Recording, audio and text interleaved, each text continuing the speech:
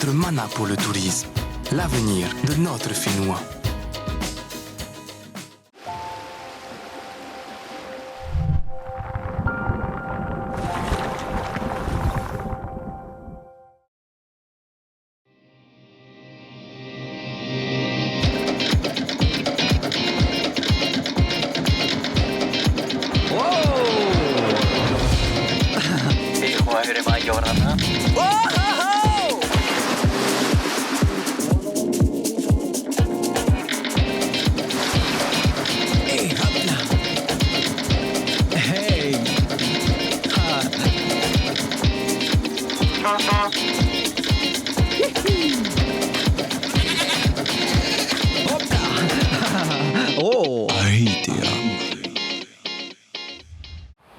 Tatoup Atoa, Yaurana et bienvenue dans votre émission hebdomadaire Ahitea consacrée aux métiers et aux activités du tourisme.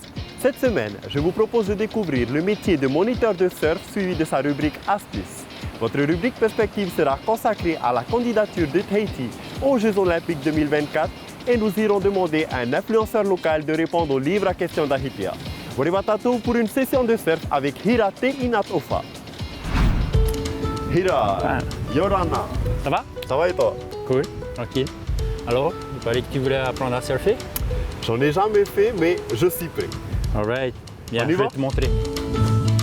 Bonjour, moi c'est Hira Te Inat Ofa, j'ai 40 ans, j'habite à Papara. Je m'occupe de la section Surf Espoir, ici au lycée de Papara avec Olivier Napias. Surf is life. C'est sur le spot de la Taharu à Papara que je vais découvrir le métier de coach de surf avec Hira Te Inat Ofa, champion du monde de surf amateur en 2004 et 2010. Alors Hira, on te connaît en tant que surfeur professionnel. Parle-moi un peu de ton activité. Alors aujourd'hui, je m'occupe de la section surf du lycée Tuyanu Leguec de Papara avec Olivier Napias. Ou sinon, je suis plus quand même orienté vers le coaching des surfeurs et l'élite polynésien. D'accord. Et que penses-tu du surf aujourd'hui en Polynésie? Je pense que le surf aujourd'hui a pris une nouvelle place parce qu'il y a beaucoup de jeunes qui veulent maintenant que cette passion se transforme en métier. Et donc, qu'est-ce que tu m'as préparé pour aujourd'hui alors, Hira? Alors moi, je t'ai préparé un petit cours de surf. Donc, je n'ai pas l'habitude de faire avec un débutant, mais on va mettre le paquet aujourd'hui. Je t'expliquerai tout et on va essayer de faire en sorte que tu surfes. Mais avant tout ça, il va falloir que tu ailles te changer. Il n'y a pas de souci, j'ai ce qu'il faut. On y va? Ok, let's go. La planche de surf sous le bras, Hira m'emmène sur le sable du côté de la rivière pour me présenter le matériel nécessaire et l'utilité des accessoires. Alors ça s'appelle un leash. C'est ce qui va t'accrocher justement à la planche et tu l'accroches sur ton pied. Ici au niveau de la cheville, c'est un scratch en fait. Ce qui est bien aussi dans ces planches de surf pour le débutant, c'est que c'est comme du boogie, c'est mou, c'est parfait pour la sécurité, pour toi et pour ceux qui sont en face de toi. Parce que si tu te prends la planche dans la tête, ça fait pas mal du tout. Et également les dérives qui sont ici, qui servent à guider aussi la planche et à éviter que la planche ne parte dans tous les sens. Donc ceux-là, ils sont en plastique, très souples, pour éviter aussi de se blesser et de se faire mal. C'est le matériel idéal pour apprendre à surfer. Direction la rivière, où je vais suivre attentivement les conseils avisés de Hira. Yes, tu fais quelques tours comme ça. J'ai rarement autant gainé mes abdominaux. Ici, l'objectif de mon coach est d'analyser ma position sur la planche et ma technique de nage pour garder un équilibre constant. Et là, essaye de nager. Voilà. Yes, tranquille, bien. Souffle, il faut que tu respires en même temps. Il faut que tu sois beaucoup plus souple. Voilà. Ma respiration doit être fluide. C'est élémentaire pour ne pas se fatiguer trop vite et oxygéner mes muscles mis à rude épreuve. Je rejoins Hira sur la plage pour qu'il m'explique comment me positionner debout sur la planche et observer quel pied vais-je mettre devant instinctivement. Et pour cela, il me dessine une planche à même le sable. Ok, tu vas te mettre sur ta planche imaginaire. Donc on va essayer de se lever. Tu ne vas pas réfléchir, tu essaies de te lever en mettant un pied devant. Et tu essaies de te lever vite. Ok, là déjà je peux voir que tu te lèves de ce côté. Tu es régulier. Automatiquement le leash, il va se mettre sur ton pied arrière. Par contre, ce pied-là, tu dois le tourner dans l'autre sens. Voilà. Tu vois? Et n'oublie pas qu'il y a le milieu de la planche, elle est ici. Alors que si tu te lèves comme ça, la planche, elle se penche et tu tombes. Tu n'as pas d'équilibre. Si tu te mets comme ça, tu vois, tu as plus de poids de ce côté de la planche aussi. Pareil, la planche, elle bascule, tu tombes. Donc l'idéal, le pied est bien au milieu de la planche. On se rapproche ensuite de la mer pour analyser les vagues, le courant, le vent aussi. Tous ces paramètres vont me permettre de me positionner au mieux dans l'eau pour surfer un maximum de vagues. Hira, à quel moment puis-je savoir que c'est la bonne vague que je dois prendre?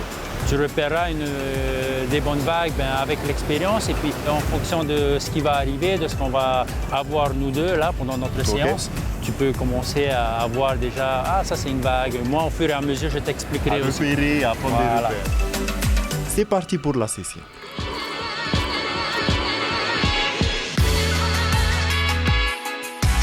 La mise à l'eau se fait loin des autres surfeurs pour garantir la sécurité lors de mes premières vagues. Hira reste toujours à mes côtés pour me positionner.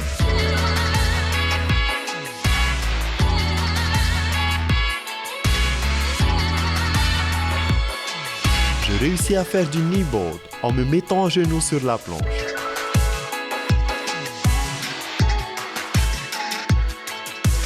Il est encore difficile pour moi de surfer debout sans tomber.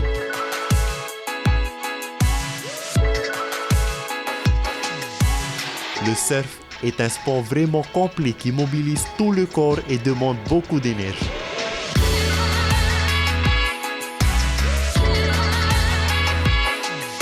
Même si l'effort est important, le plaisir de glisser sur les vagues est vraiment unique. Mais ce moment agréable touche à sa fin, car c'est l'heure de faire le bilan de cette session de surf avec Hira.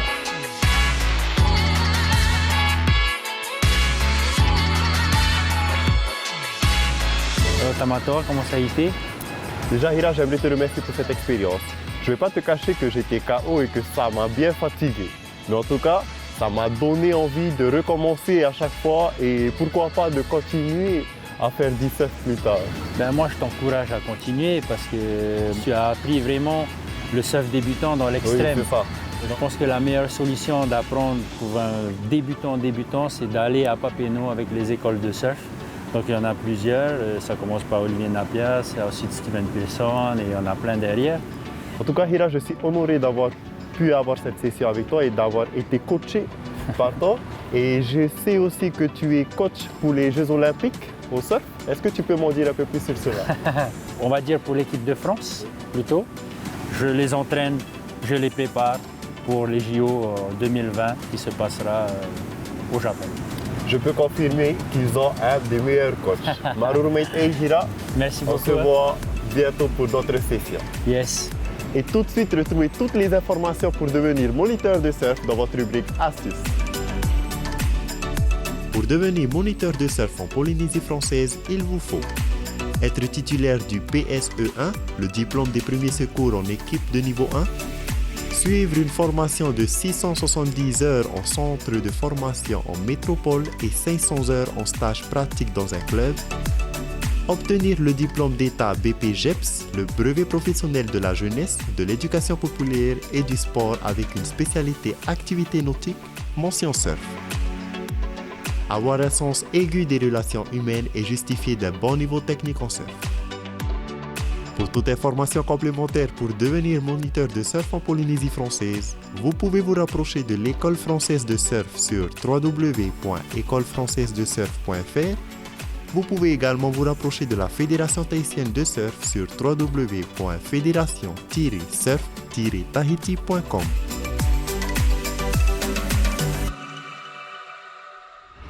Marurumait et Hira pour tes conseils et Faito Ito pour le coaching de l'équipe de France. Allez, on passe à votre rubrique perspective consacrée à la candidature de Tahiti aux Jeux Olympiques 2024.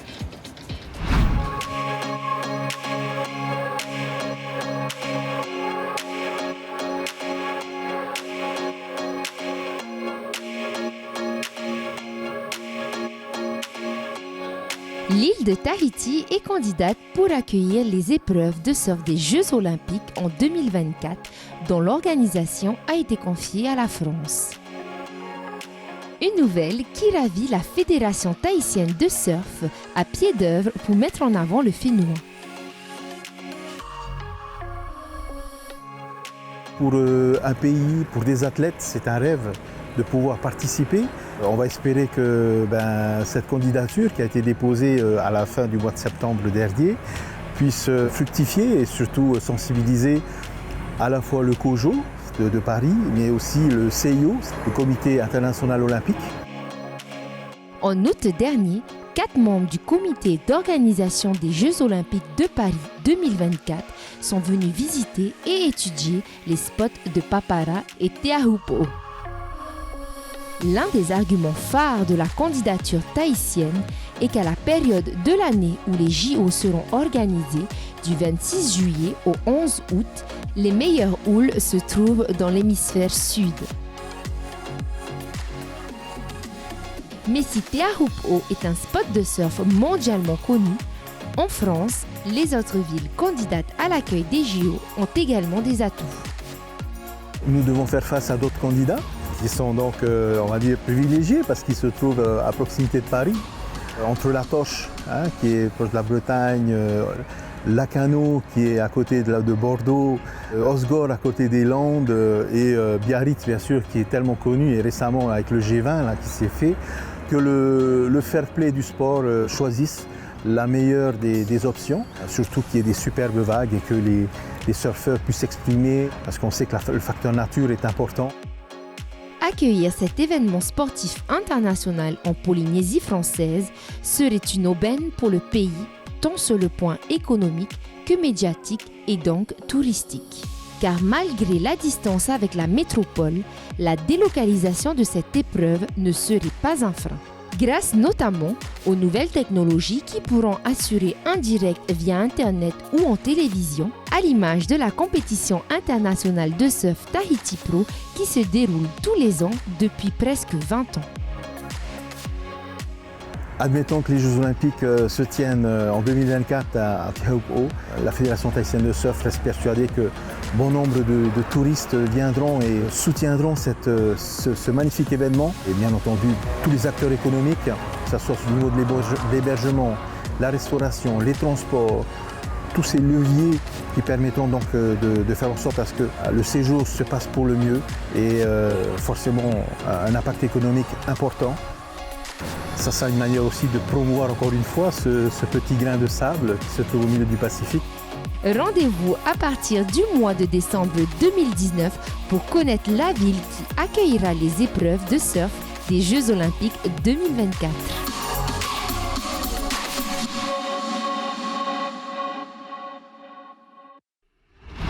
Je croise les doigts pour que Tahiti soit sélectionné. Allez, maintenant, voici le livre à questions d'Ahitea avec notre Spartan local, Michel Bourrez. C'est bon, j'ouvre. Yaorana, ton île préférée au Fénois, l'île sœur, Moorea. Chaque fois qu'on va là-bas avec la famille, on passe toujours des bons moments et puis voilà, ça me rappelle que des bons souvenirs et puis en plus il y a de belles vagues là-bas. Poisson cru ou fafarou? Simple, poisson cru. Je suis pas grand fan du fafarou. Ton expression locale préférée? Faroué, faut laisser la vague quoi. Ton meilleur souvenir d'enfance au Fénois? Et je pense que ça serait peut-être la première fois où j'ai remporté une compétition locale. C'était la Heiva Horoué à Taharu, à Papara, en 99. Ta musique locale préférée? En ce moment, je suis à fond en Rataro. L'île que tu rêves de découvrir? Moi, c'est un peu redécouvrir. C'est là où je suis né, c'est à Rurutu. Ta personnalité locale préférée? C'était Vasaveroni. C'est lui qui m'a pris sous son aile depuis que je suis petit. Grâce à lui, je suis arrivé à là où je suis maintenant, quoi. Ton site touristique préféré? C'est simple, moi c'est Taharu, à Papara, c'est là-bas où je passe la plupart de mon temps lorsque je suis à Tahiti. Ton habit ou accessoire local préféré? Ça c'est une bonne question ça. La tiare Tahiti, voilà, c'est aussi simple que ça. Petite tiare Tahiti quand tu vas chez les amis, on a 2 plantes ici, c'est idéal pour les sorties entre amis. Tattoo or not tattoo? Oh, c'est sûr, tattoo. Obligé, ça fait partie de la culture. Moi, mon tatouage, ça représente mon fils. Et Kaoriki, ça veut dire petite lance. Comme mon bras le plus fort, c'est la droite. Donc je l'ai mis sur ma droite. Voilà, bientôt le deuxième. 3 mots pour définir le Polynésien. Simple, accueillant, sportif. 3 mots pour définir Tahiti et ses îles. La culture, la diversité et l'éloignement. Comment définirais-tu le tourisme? Le tourisme, c'est essentiel, hein? C'est positif, quoi. Donc on a vraiment besoin, donc il faut vraiment faire attention à ce côté-là et surtout prendre soin de nos touristes, quoi. Que penses-tu du touriste qui vient en Polynésie française? Qu'il est toujours et sera toujours le bienvenu. Et ensuite, leur montrer notre culture, le respect de l'océan, le respect de la nature, etc. Et donc voilà, on est petit, mais bon, on peut, avec nos actes, ça peut aller loin, quoi. Quel serait pour toi le métier de tes rêves dans le secteur du tourisme? Peut-être guide, hein? Ils font visiter les touristes, ils les envoient au Whenua-Echere, ils les envoient voir la vague de Te Ahupu'o. Et donc, ouais, je pense que guide, c'est pas mal. Si demain tu reçois un touriste chez toi, quel itinéraire lui ferais-tu faire? Tout doucement, on ferait le tour de l'île, on s'arrêterait au Grotte de Mara. Ensuite, je continuerai jusqu'à la plage de Papara où je mangerai là-bas un petit ourou sur la plage. Continuer jusqu'à Matea, lui faire montrer un peu Rautirare, là où j'ai grandi. Continuerai ensuite jusqu'à Te Ahupu'o, montrer la vague mythique de Te Ahupu'o. Ensuite, le montrer de l'autre côté de la fin de la route. On s'arrêterait voir les 3 cascades. Bon, je pense pas qu'on réussirait à faire ça dans toute une journée, mais bon, on sait jamais, quoi. Repartir, s'arrêter à Papeete, aller manger aux roulottes, aller déposer à leur hôtel et moi revenir parce que je serais trop fatigué, quoi. Que penses-tu des JO 2024 à Tahiti? Ça serait énorme, qui pourrait tout changer chez nous. Il faut que ça soit chez nous. Pour pouvoir se rappeler des JO en France, il n'y a qu'une seule vague dans cette période qui peut marquer les esprits, c'est Te Ahupu'o. Un grand merci, un grand nana.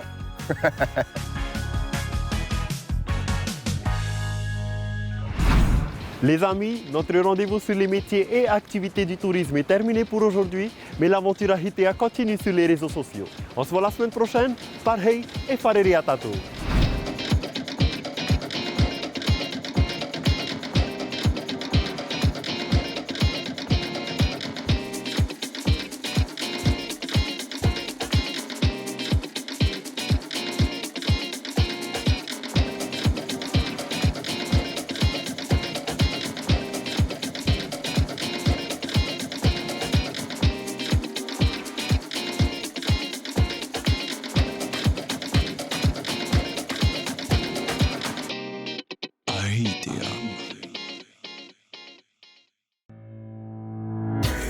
Notre mana pour le tourisme, l'avenir de notre Finnois.